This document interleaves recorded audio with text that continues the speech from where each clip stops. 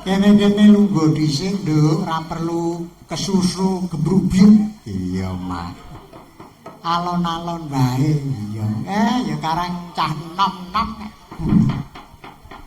Luwih dhisik ngaturke puji syukur ana ngarsaning Gusti Kang Karya Jagat.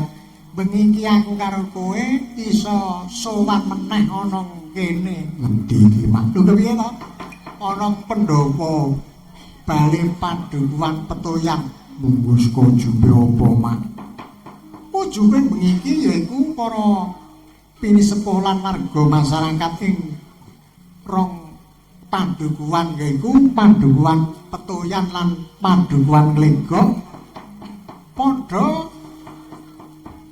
nindakake merti dusun sedekah lebar panen. Ono to, Mak? Merga wis kelakon boyong Dewi apa Mbok Sri Sekorempat kepanasan diboyong ana ing panti pendaringan. Muga-muga anggone padha boyong Mbok Sri mau bisa barokah itu keluarga khususnya masyarakat warga Padukuhan Glegok lan Petoyan kene. Allahumma amin. Ya mung bisa nuwun ngarsane Gusti Kang Karya Jagat ya Nduk, muga-muga hajate para pinisepuh lan para sanak kadang ning kene bisa andayani guyub lan rukun ayom ayem tata titi tentrem. Amin.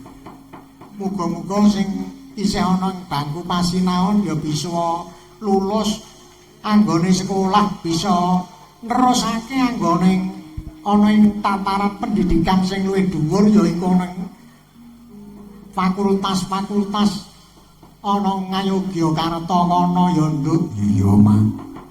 Lan uga sing wis lulus kepengin nyambut gawe ya muga-muga ndang oleh gawean iso ngurangkapi kelawan keluarga. Iya, Mak. Sing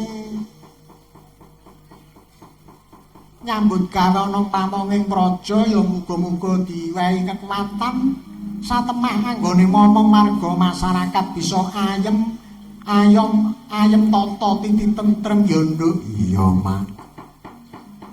Lan uga sing urung duwe jodoh ya ndang duwe jodoh. Iya. Pekabar sing tak tampa Kang Masku Bagong saiki ya wis oleh jodoh ning Gading kono. Iya. Tak sesuwun muga-muga gek ndang oleh bati. Iya.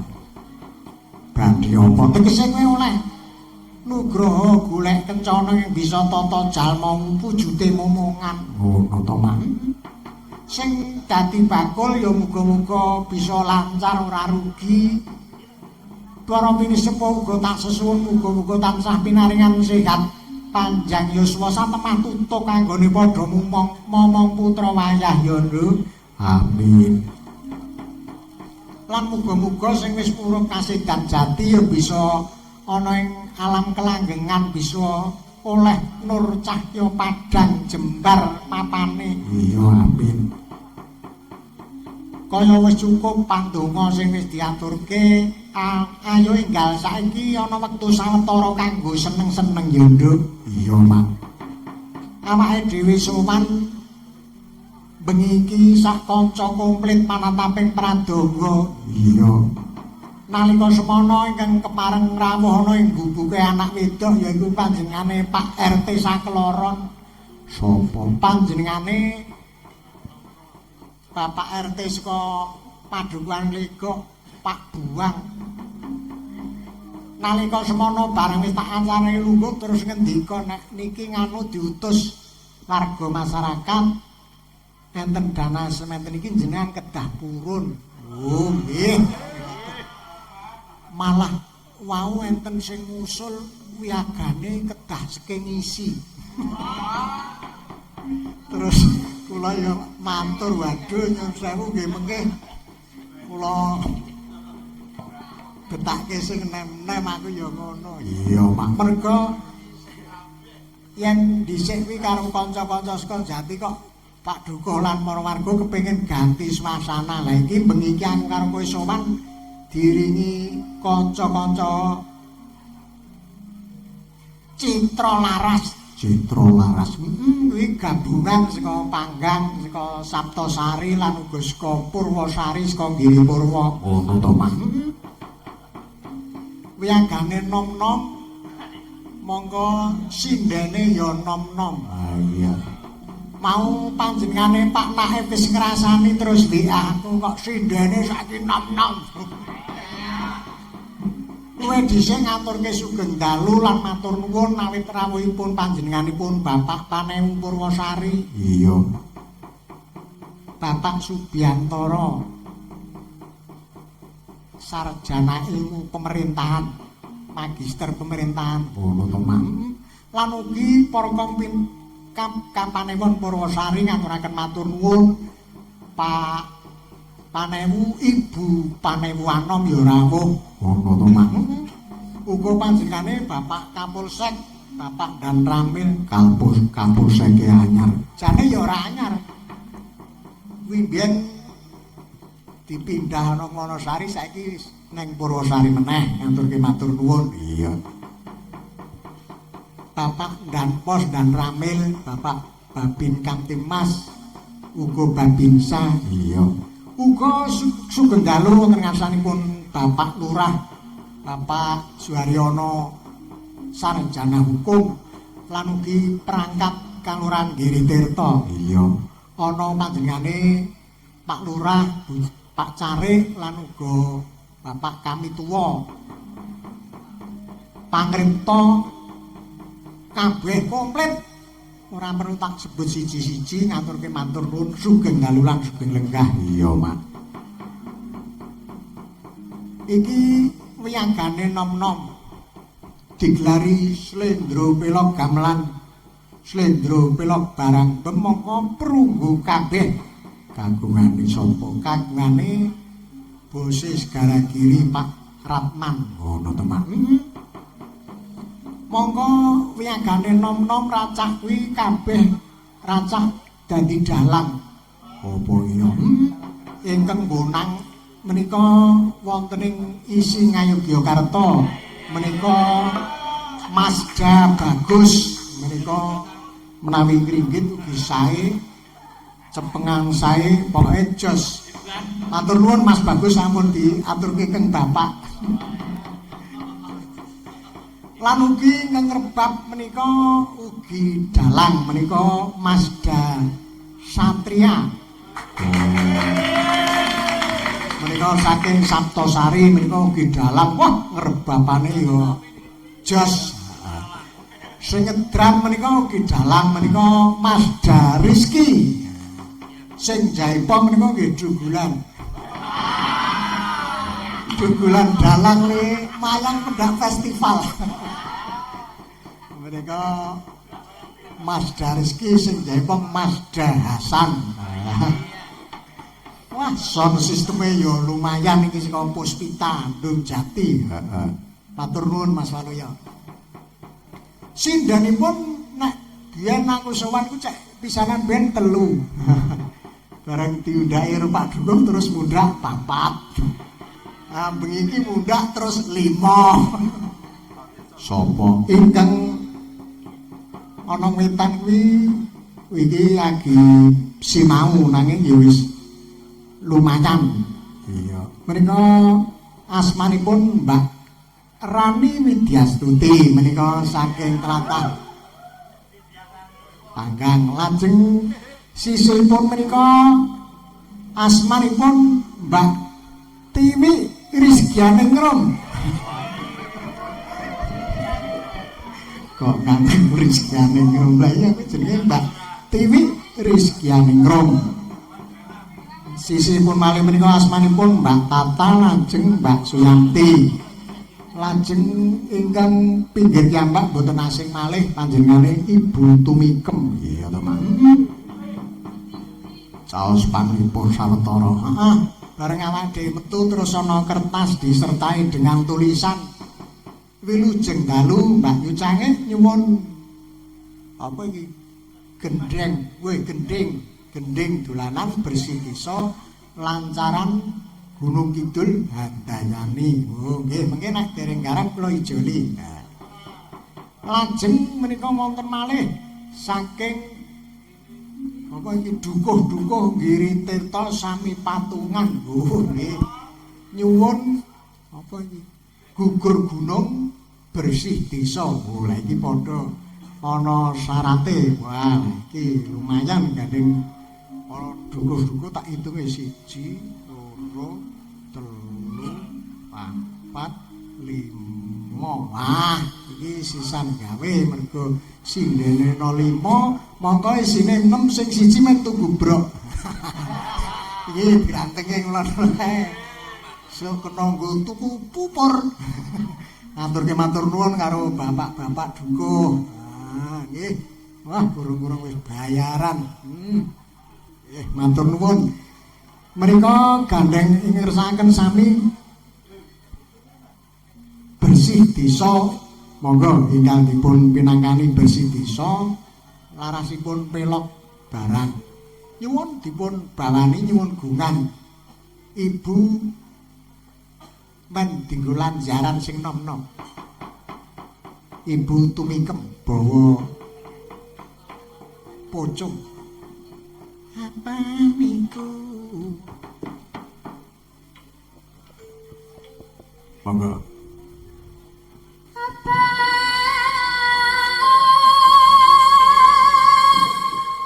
iku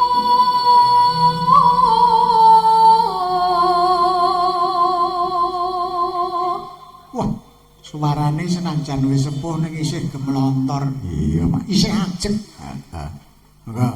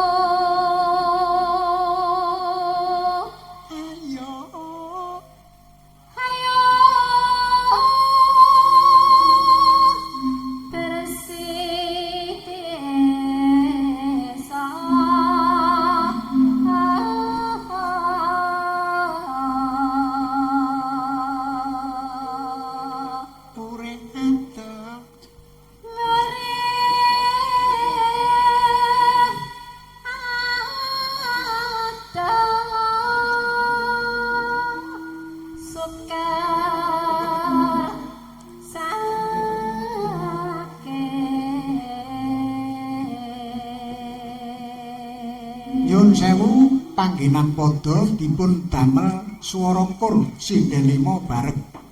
Dipun tampi balungan dados gending bersih desa dados. Iya. iya Iya andia tu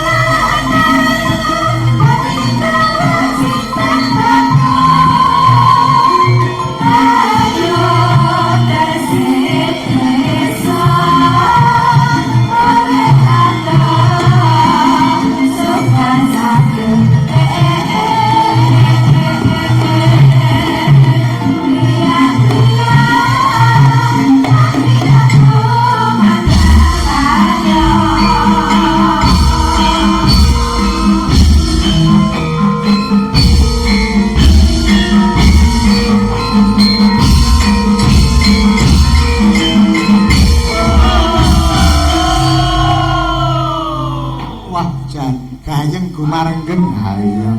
Wiyaga ku nek nom-nom ngene iki gunyak ning ya payah iku siji apa nek mangan suwe.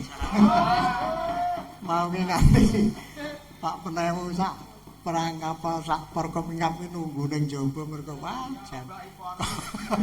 Kanca ku nek nom-nom ning nyenengke tenan kok. Ayo nyenengke ayo.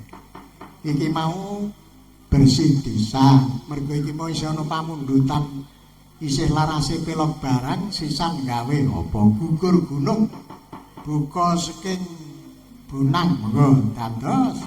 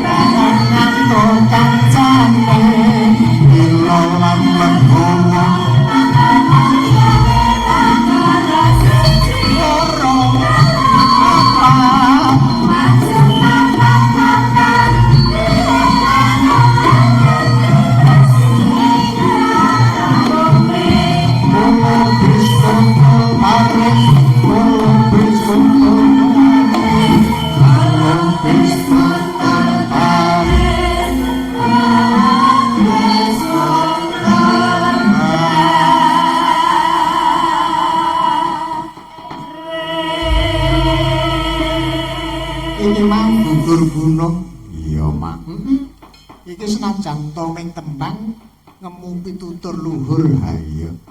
Enenge gugur gunung ku bebarengan bisane kasembadan merga saka guyub rukune warga masyarakat Petoyan uga masyarakat Lego ngadani merti dusun utawa sedekah lembar panen bisa kanggo sarana nyambung silaturahmi kono to Mak.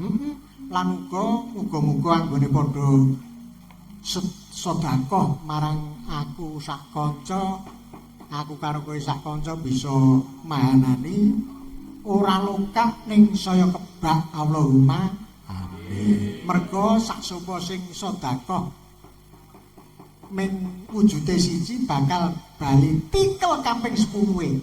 Apa ya ngono? Ya mengko saka dalan apa wae apa ya merga saka ingon-ingone kewane sing padha manak panene sing akeh uga mbok menawa tingkel kaping 10 mau nikmat kesehatan sing paling larang ngono to Mak. Luar biasa ya merga kene iki pandukuan pirang-pirang pandukuan padha nganake merti dusun ya padha wayangan kabeh sedekahan kabeh ngono to Mak. Merga wis kondang lamun to pandukuan Toyan Legok lan umume Giri Tirta kene wis katelah yaiku desa ingkang agamis, nasionalis dan berbudaya. Tepuk tangan untuk Giri Tirta. luar biasa. Duh, apa mak? Iki mau dipinangkani sing lancaran-lancaran gunung-gunung karo besi desa. Saiki sing kanggo para wiranom sing rada dangdutke utawa jaipongke. Ngono to mak. Apa? Urut saka Mbak Rani Nityastuti. Nyuwun apa iki? Pak Sugeng Dalu. Sugeng Dalu Mbak Rani. Nyuwun gungan apa iki? Kembang rawing ya, Pak. Kembang rawing. Oh, kembang rawing. Oh, nggih. Wah, iki kok digedrukake. Dibawani sik. Monggo. Langsungan ya, Pak. Oh, langsung. Oh, nggih, monggo. Langsung. Kublak kutak.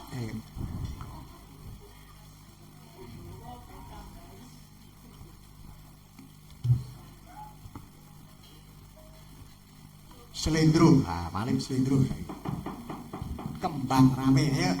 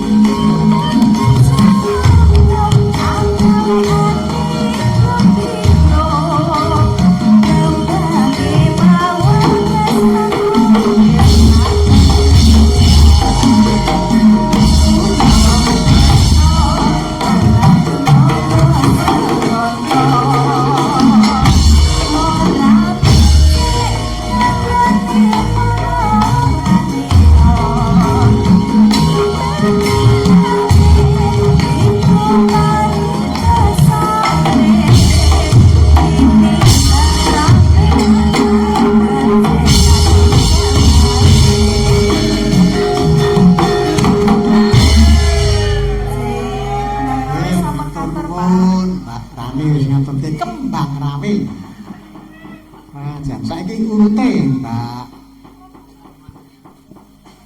Tiwi Rizkyaningrum. Monggo ngangge bawa arep ngaturke napa? Podhang kuning nggih, nggih. Nggih lali janjine mawon nggih, Pak. Oh, lali janjine lho nggih, lali janjine.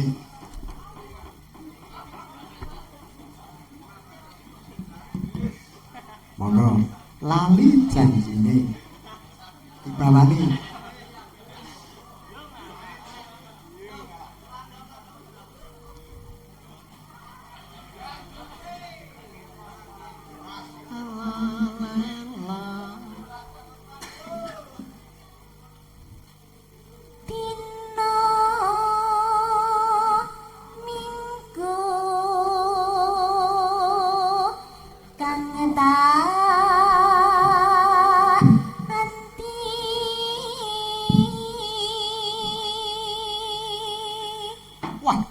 Suarane nurut tusuk. Ora mokal sing ngedram nganti melang meleh.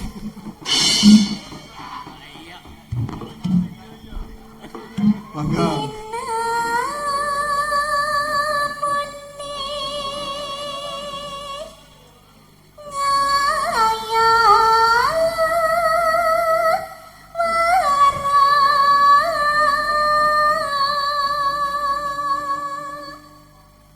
Suarane apik. Iya iki mengko isih latihan sesuk nek wis dadi ngono.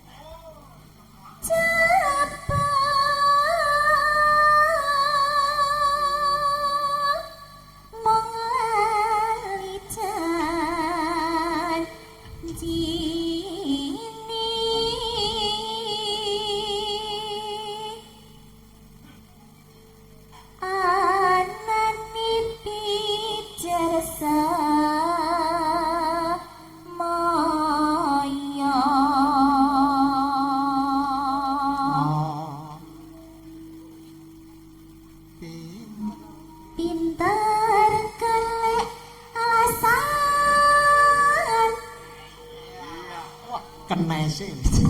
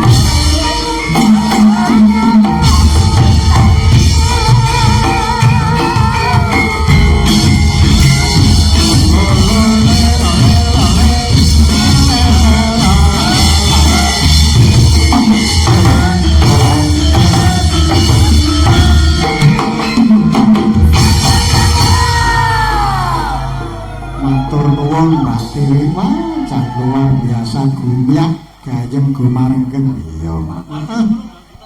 Duh, apa iki panjenengane pini sepuh Bapak Rois Konglegok rembakan ngersake mundhut lakon Kumbayana Ngejawa utawa rebutan Ngatala. Iya. Nanging iki panjenengane isih nyuwun gunang siji meneh apa panjenengane Pak Dukuh Toyan ngersake sinom rujak jeruk pelok. Oh nggih. Monggo.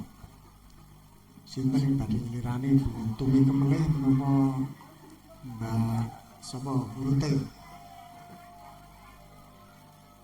Sinom rujak jeruk sinom. Larase pelok.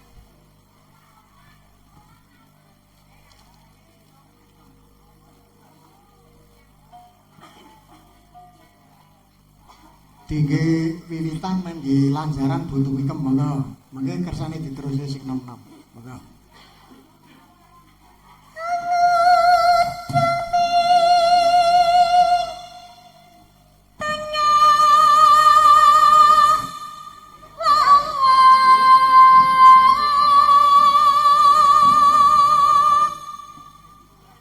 Iki slendro, sewu.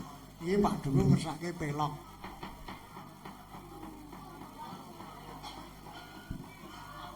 Punten wong rindengane gender iki ya slendro.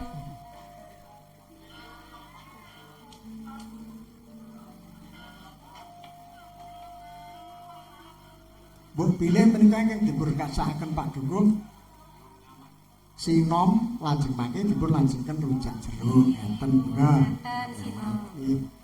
Enggak betul.